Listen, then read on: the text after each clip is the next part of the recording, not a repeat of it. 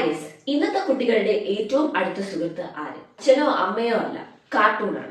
പക്ഷെ ഈ കാർട്ടൂൺ കാണുന്നതിന്റെ നല്ല വശവും ചീത്ത വശവും എന്താണെന്ന് നിങ്ങൾക്കറിയാം. കാർട്ടൂൺ കാണുന്നതിന്റെ നല്ല വശങ്ങൾ, അതായത് നമുക്കൊരു സെന്റൻസ് ഫോം ചെയ്യാനും അതുപോലെ തന്നെ സ്ഫുടത, അതായത് നമ്മൾ എന്ത് രീതിയിലുള്ള കാർട്ടൂൺ ആണോ കാണുന്നത് അതനുസരിച്ച് നമുക്ക് ലാംഗ്വേജ് ഡെവലപ്പ് ചെയ്യാൻ സാധിക്കുന്നു.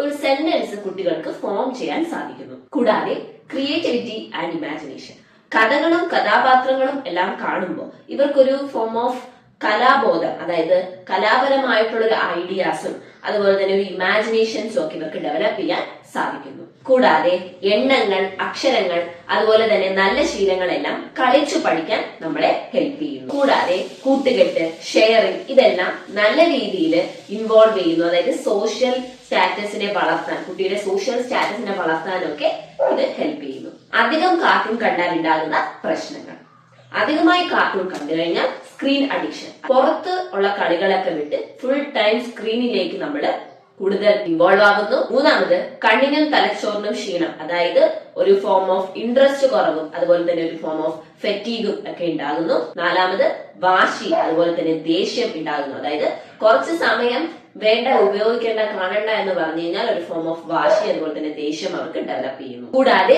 അഗ്രസീവ് ബിഹേവിയറിലും ഒരു ഫോം ഓഫ് ചേഞ്ചസ് ഉണ്ടാകുന്നു. അപ്പോൾ കാർട്ടൂൺ കാണുന്നത് നല്ലതാണോ ചീത്തയാണോ എന്ന് ചോദിച്ചാൽ, കാർട്ടൂൺ എന്ന് പറയുന്നത് പ്രശ്നമൊന്നുമില്ല.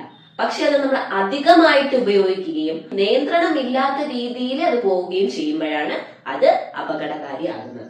അപ്പൊ പാരന്റ്സിന് കൊടുക്കാനുള്ള ടിപ്സ് എന്ന് പറഞ്ഞു കഴിഞ്ഞാൽ, അവര് കുട്ടികൾക്ക് കാർട്ടൂൺ കാണിക്കുന്ന സമയത്ത് കുറച്ച് ചില കാര്യങ്ങൾ നിങ്ങൾ കൺട്രോൾ ചെയ്യണം. സ്ക്രീൻ ടൈം കുറയ്ക്കുക, അതായത് 2 വയസ്സിന് താഴെയുള്ള കുട്ടികൾക്ക് ഒരു കാരണവശാലും കാർട്ടൂൺ ഇട്ട് കൊടുക്കാതിരിക്കുക, അതായത് കാർട്ടൂൺ കാണിച്ച് ശീലിപ്പിക്കാതിരിക്കുക.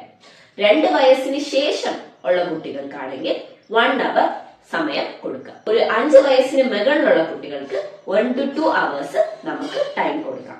അതിനുശേഷം ഓഫ് ചെയ്ത് വയ്ക്കുക. അതുപോലെ തന്നെ കാർട്ടൂൺ കാണുന്ന സമയത്ത് ഏജ് റിലേറ്റഡ്, അതായത് ഏജിന് അപ്രോപ്രിയേറ്റ് ആയിട്ടുള്ള കാർട്ടൂൺസുകൾ കാണിപ്പിക്കുക. കാർട്ടൂൺ കാണുന്ന സമയത്ത് അച്ഛനോ അമ്മയോ ആരെങ്കിലും കുട്ടിയുടെ അടുത്ത് ഇരിക്കുക. അതായത് കുട്ടി എന്താണ് അതിലൂടെ ഗെയിൻ ചെയ്യുന്നത്, കുട്ടി എന്താണ് അതിൽ ശ്രദ്ധിക്കുന്നത്, നിങ്ങൾക്കൊരു ശ്രദ്ധ വേണം. അപ്പൊ പറയാനുള്ളത്, കാർട്ടൂൺ കുട്ടികളുടെ ശത്രുവല്ല, അധികമായിട്ടുള്ള കാർട്ടൂണാണ് ശത്രു. കൃത്യമായ നിയന്ത്രണവും നല്ല രീതിയിലുള്ള കണ്ടന്റും ഉണ്ടെങ്കിൽ കാർട്ടൂൺ നല്ലതാണ്.